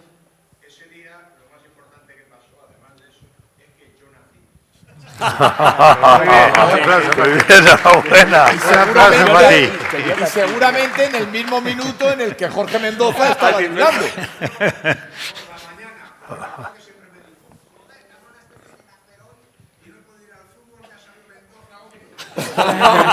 Buen momento para hacer. Qué bueno. Pero lo que iba a decir es que... Existe la sincronicidad y ten la seguridad de que sin tu nacimiento no hubiera marcado el gol Jorge Mendoza. Pero lo que ese día tiene es un récord porque no había salido, ni creo que haya salido nunca un jugador de fútbol en hombros sin haber ganado un campeonato. Porque yo creo que es la única vez que ha salido un jugador de fútbol en hombros sin haber ganado ningún campeonato. Porque es un partido normal. Muy bonito. El último partido se jugaba la Liga del Atlético. Ganaba el Atlético de Madrid 4-1 el primer tiempo, con el empate de Badía. En el segundo tiempo salió el Cagancho conocidísimo. Se vio abajo, empató a 4 el Valencia. Y mi padre salió a hombros. ¿Sí? Desde la tribuna hasta la avenida del estadio, que era donde vivía. Pero los dos tenéis razón, porque él dice que no había salido nadie sin ser campeón. Sin ser ese campeón. día Mencía salió campeón con todos sus compañeros. Y es verdad que fue una tarde desgraciada de nuestro guardameta, pero no tanto como para que no fuéramos campeones con un poquito de tensión, porque siempre somos campeones en el último partido.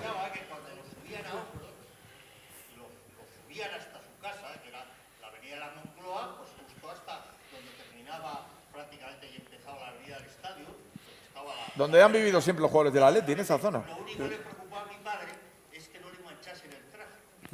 Como a los buenos toreros. Yo tenía una pregunta para Jairo. Sí. ¿Hubo racismo con Mendoza? ¿Había racismo en el campo? No, en absoluto. Ni con Jorge. De todas maneras, hay que, en el Metropolitano, todos tenemos en la cabeza nombres de jugadores míticos del Atlético de Madrid. Por ejemplo, Aparicio.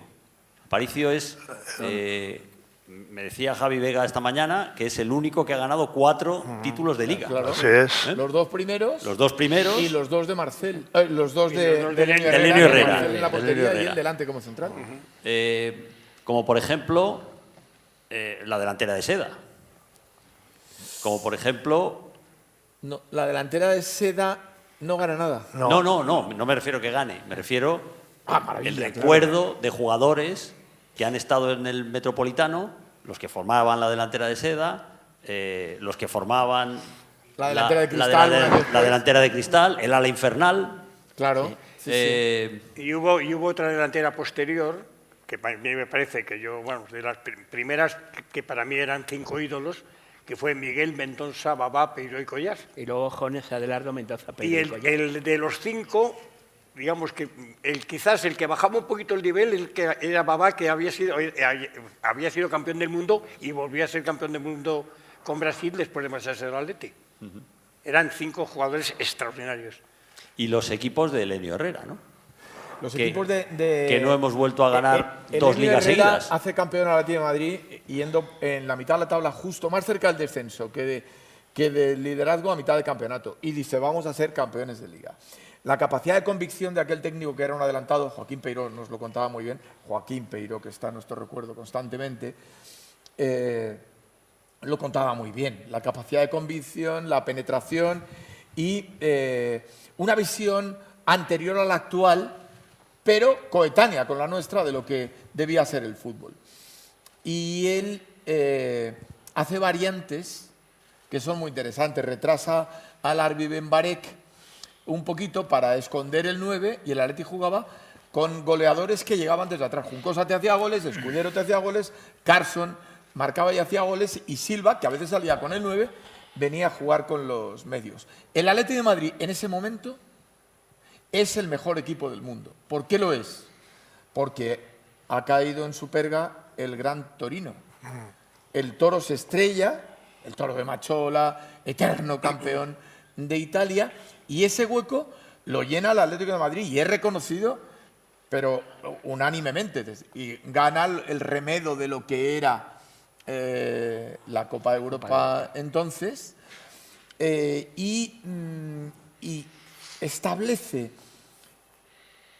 una base que luego no supimos aprovechar por un hecho trágico que se da en el Metropolitano. Y es que en ese estadio se hacen unas elecciones, las primeras democráticas que hay en España, la primera vez que hay un hombre un voto, una mujer un voto, y cambian al presidente que tenía la llave del éxito, la sensatez, Cesario Galíndez, por un aristócrata, creo que bien intencionado, pero equivocado, que fue el Marqués de la Florida. Y ahí empieza una etapa de decadencia muy clara en el Atlético de Madrid.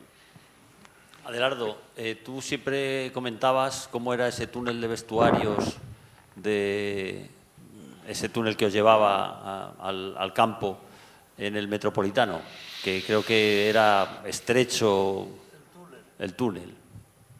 Ahí pasó de todo, ¿no? El túnel pasaba, había hasta películas ahí. Porque es que, claro, era todo tan pequeñito, tenía unas escaleras y te metías en un tubo que tenías que ir hasta agachado, porque no había jugadores altos. Yo soy pequeñito, pero sí había jugadores. Y Alvarito era de los que le gustaba malmeter, y sobre todo los blancos. A los blancos los tenía. Que allí hubo encontronazos con jugadores del Madrid y jugadores del Atleti. Sí. Porque claro, 2 equipos juntos que salen a un campo por un tubo, todos a la vez, porque antes no decía, bueno, ahora el árbitro que salga esto, que salga... No, todos a la vez, vamos. ¿Y entrabais todos a la vez?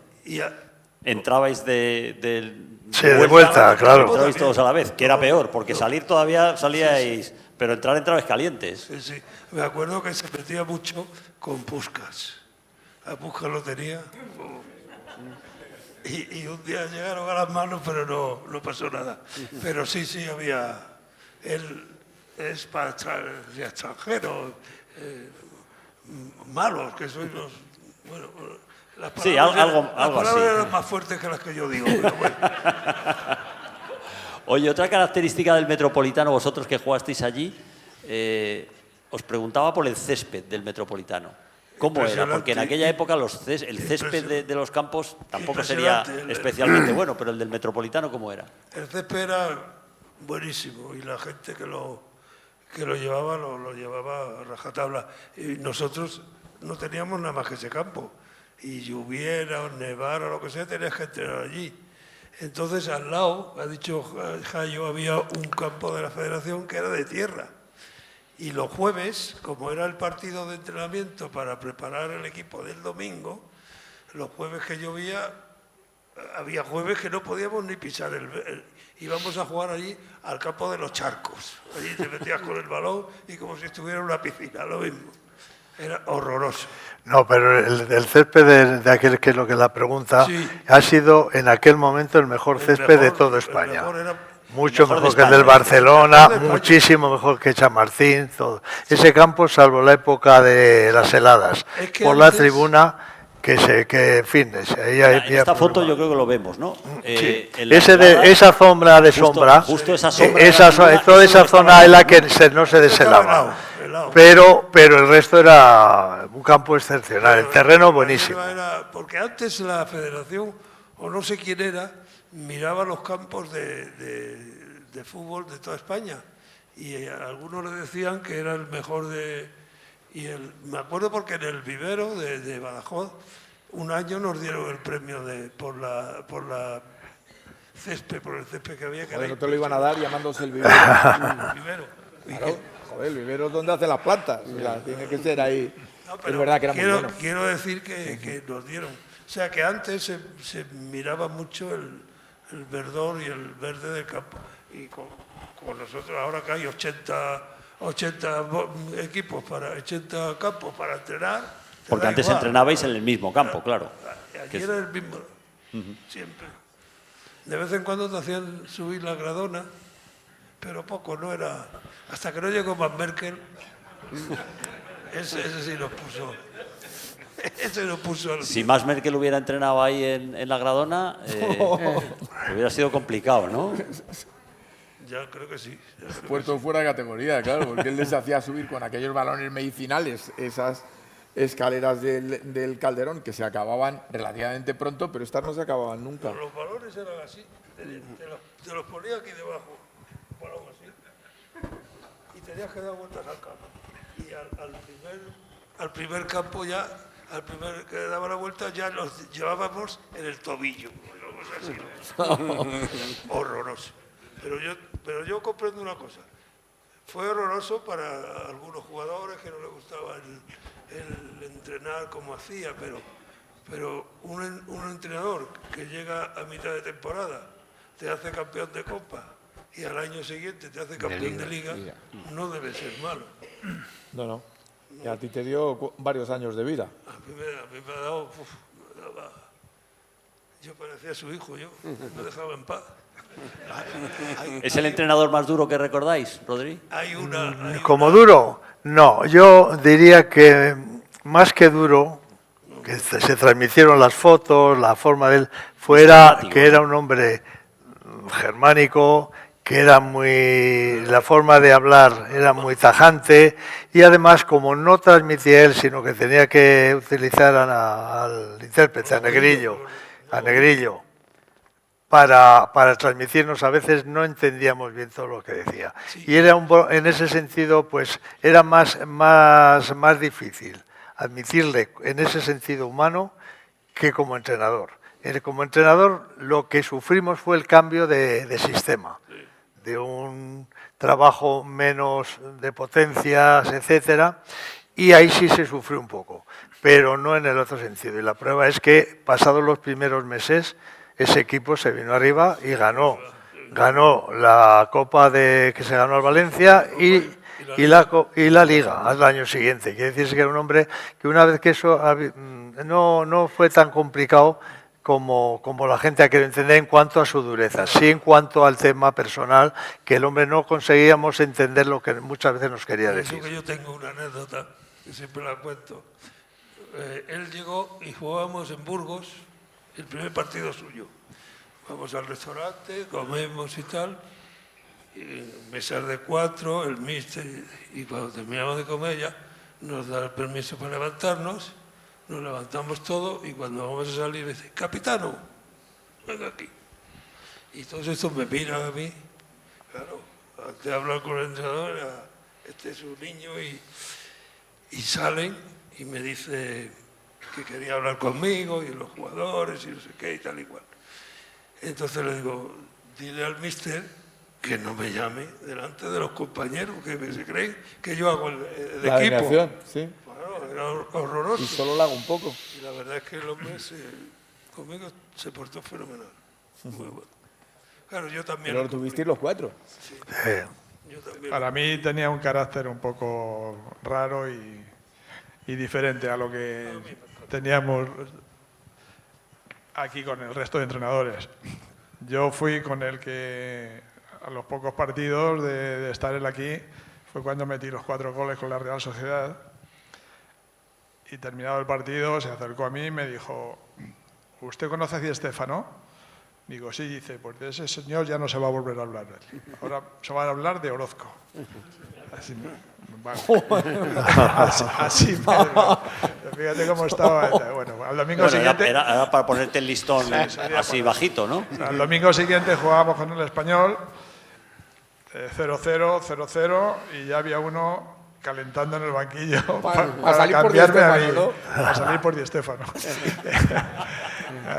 Luego una jugada al final que Irureta metió gol, ganamos 1-0 y no hubo cambio, pero tenía un carácter rarito. Es que lo que como no podía decirlo en español, entonces eso es lo que a él le ponía rabioso. Le ponía rabioso. Y el gitano, el que tenía de... Gordillo. Os decía lo que quería él, no lo que quería Merkel. Era andaluz. Y no me digo, pero tú qué sabes de alemán. ¿Qué sabes de alemán? Se ponía de espalda para que no le viéramos el gesto que hacía, ¿no? Cuando le decía él, para traducirle... No, pero se volvía de espaldas sí, a él, fue un hombre también que creo que los jugadores al principio no nos comportamos bien con él, precisamente por este tema personal que hablo de entenderle y tal. Nos costó bastante, hubo que tener una conversación con el suegro de este señor y a partir de ahí se cambió un poquito y él ya entró un poquito más en la filosofía española de cómo somos nosotros y tal. Y fue cuando el equipo tiró para arriba. La prueba es que esa copa que se ganó seguramente será la más difícil de las que ha ganado el Atleti, porque era cuando jugábamos solo los primeras y era eliminación directa. Y nos tocó, salvo el Madrid todo, nos tocó Bilbao, Valencia, Barcelona y Las Palmas de Tonono y tal, que a todos se les ganó. Que se quedó y tal. Pero si el equipo había cogido el trabajo físico que había dado y él había cedido un poquito en dejar un poquito a la gente pensar, a los jugadores de campo me refiero. Y ya entonces fue cuando funcionó bien. El partido que hicimos en Gijón, que el Gijón tenía un equipazo, y faltaban 15 minutos y íbamos perdiendo 2-0. En 15 minutos empezamos, pusimos el coche en marcha, 3-2 ganamos. Hay una historia maravillosa de ese partido, y es que Luis Aragonés tenía una quiniela en la que llevaba 13 resultados y el Atleti era el último a las 8 de la tarde el domingo y había puesto una X. El tío, con lo cual, con el 2-2, 14. Y me parece que el 2-3 lo marcó él. Seguramente. Fue el día que no celebró el gol, ¿no? Te puedes imaginar. No sé si estamos... Sí, estamos terminando. Una cosa de Miguel San Román, claro, cómo no. Que no sé si la sintieron ellos. pero que a mí me parecía muy tierna. Tenía un punto cómico, como era Miguel, que es el más gracioso del mundo, pero desgarradora también. Y es que cuando el Atleti se va al Calderón, él, que era un poco lo que quedaba, el enlace con la historia de ayer, la más remota, y que se había tirado toda su vida, porque él era del barrio, caminando, como nos contaba Alvarito en el vídeo, por ese descampado, juntándose con todos vosotros, camino del estadio.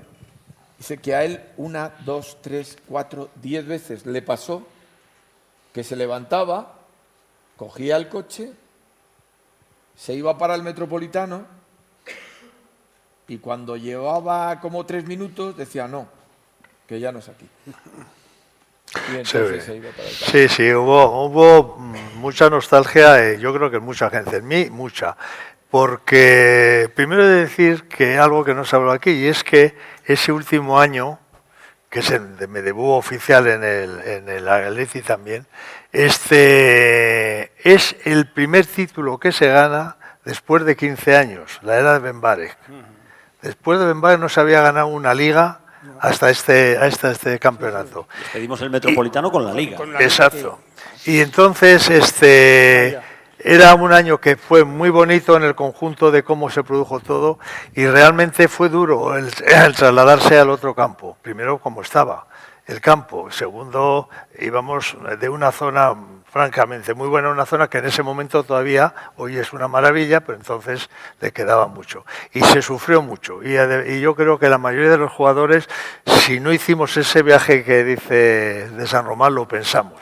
O sea, muchos pensamos mucho en el campo antiguo. Yo mucho. Para muchos de nosotros fue el cambio, para mí fue un disgusto enorme. Sí. Yo vivía en Moncloa.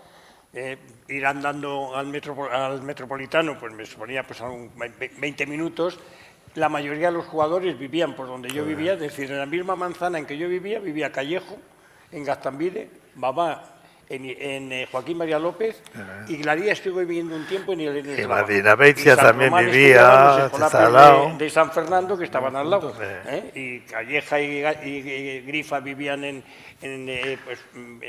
Guzmán el Bueno. Bueno, todos eran de la zona, y al final el cambio era un disgusto enorme. ¿Dónde vamos? ¿Dónde está ese campo?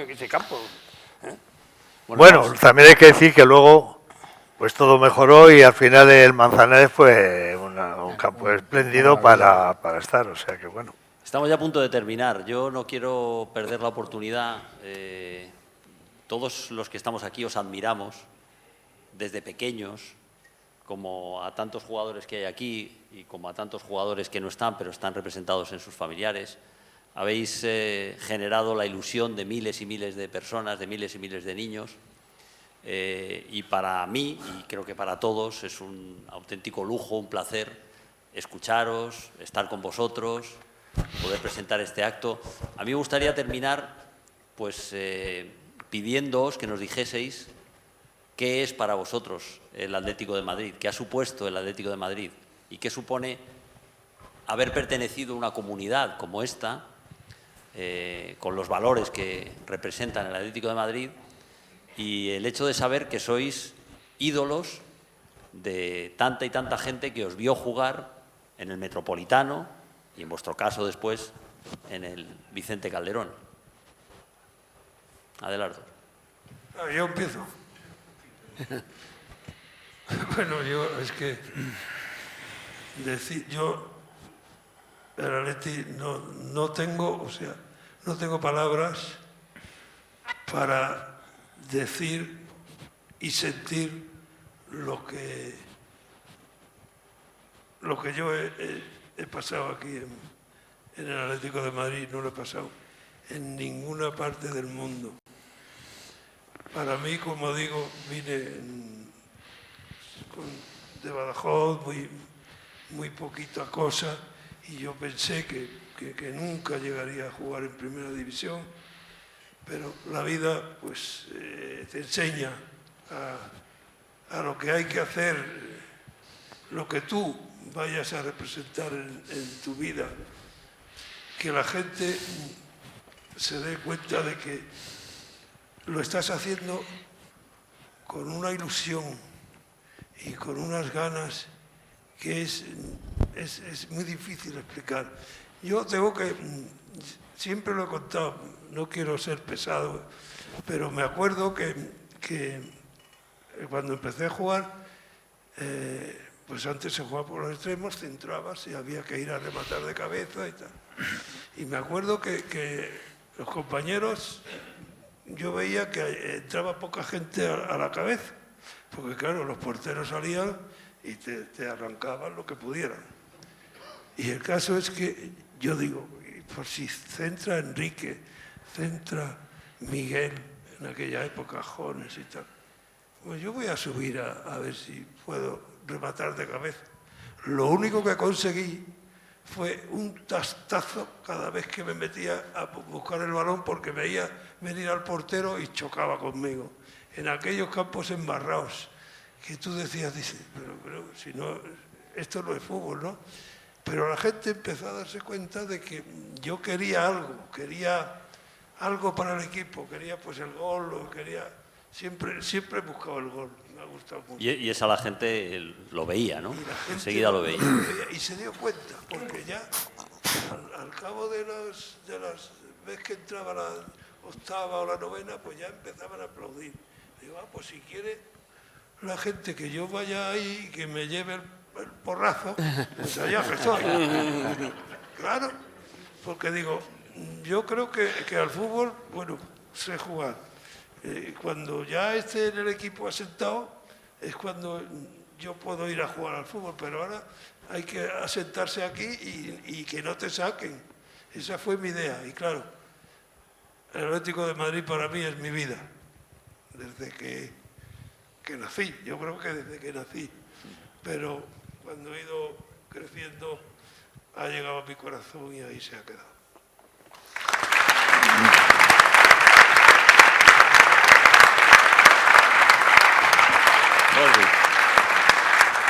Bueno, pues yo creo que para todos nosotros el Atlético además ha terminado siendo una forma de vida. Una forma de vida, no me refiero a nivel social ni nada, una forma de vida porque todo nuestro entorno, nuestra relación, nuestras amistades, nuestra forma de actuar está impregnado del Atlético. Queramos o no queramos, estamos rodeados en todos esos sentidos de amigos que son atléticos, y nuestra vida sigue siendo y pensando en Atlético, con lo cual tenemos que agradecer además que los valores que se transmiten para el Atlético son valores que yo diría, no sé si sensibleramente o no, pero son humanos, agradables, y que además valoramos muy bien cuando ganamos y cuando perdemos. Como somos un poco excesivos en todo, pues lo celebramos mucho o no, o nos cabremos mucho, pero lo cierto es que esto se ha hecho de nosotros una forma de vida, con lo cual se lo tenemos que agradecer también además. Yo creo que lo atlético se representa no por los jugadores ni por nada, se representa para mí por los colores. Para mí lo que más entrañable tengo dentro del Atlético, de las personas que hayamos conocido o nos hayamos relacionado, son los colores. Cuando ves el color rojiblanco y lo has vivido, lo llevas muy dentro. Así que tenemos que agradecer nosotros más al Atlético que el Atlético a nosotros. Ya, yo personalmente.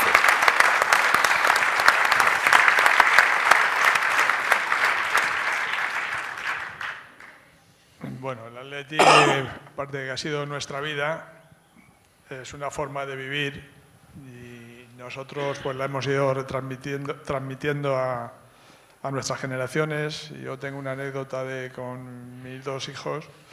Cuando me vine de Málaga, pues fuimos al Calderón a ver un partido y mis hijos eran pequeños y uno iba con la bandera del Atleti y el otro la del Málaga.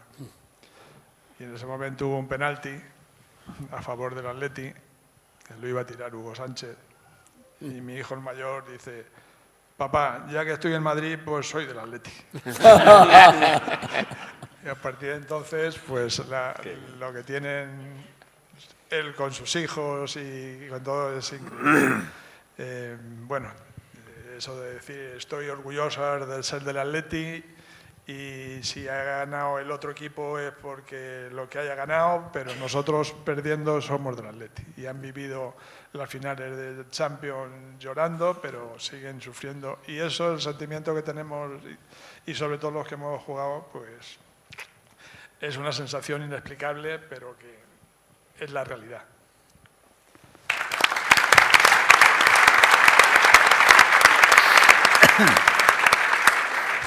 ¿Me toca? Te toca, Jesús. Bueno, pues yo creo que el Atleti es una familia.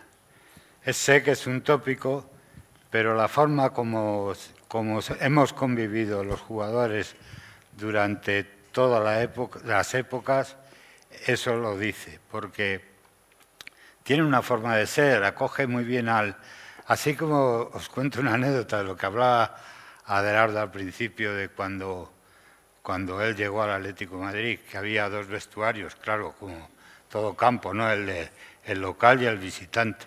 En el local se vestían los titulares y en el visitante pues los reservillas y todos los que íbamos llegando, ¿no? Entonces, había un respeto grande para cuando tenías que pagar cualquier cosa ir al vestuario titular. Parece que tenías que pedir permiso, tocar a la puerta o llamar de usted a los jugadores titulares y tal. Pero es que era una época distinta. Ahora, hoy día, es completamente distinto. El Atlético de Madrid recibe a todos los jugadores, los nuevos, los antiguos y todos los reciben, les ayudan. Hay una convivencia fenomenal. Cuando dejamos el fútbol nos reunimos y cenamos, comemos y hablamos del Atleti y tal.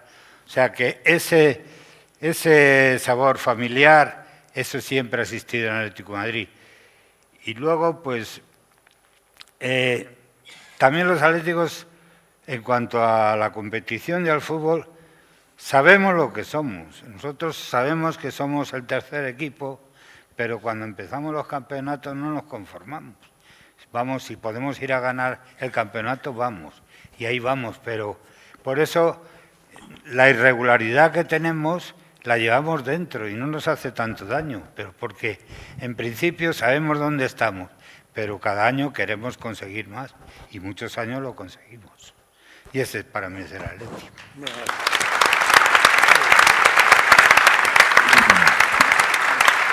Bueno, pues fue un placer veros jugar, ha sido un placer escucharos. Damos las gracias a todos los que nos habéis acompañado hoy en familia atlética. Se nos han quedado muchas cosas por comentar, había mucha gente que quería hablar, pero yo creo que lo más importante ha sido que hemos recuperado todas estas vivencias del Metropolitano y sobre todo hemos querido también daros nuestro pequeño homenaje por hacernos tan felices. Muchas gracias. Muchas gracias a vosotros. Ahora, levantamos. Nos levantamos, ¿no?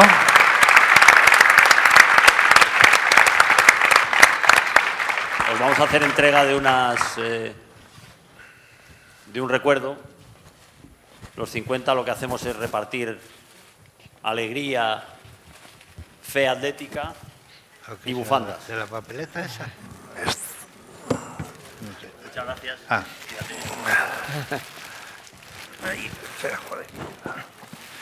Gracias. Muchas gracias a ti, Valentín.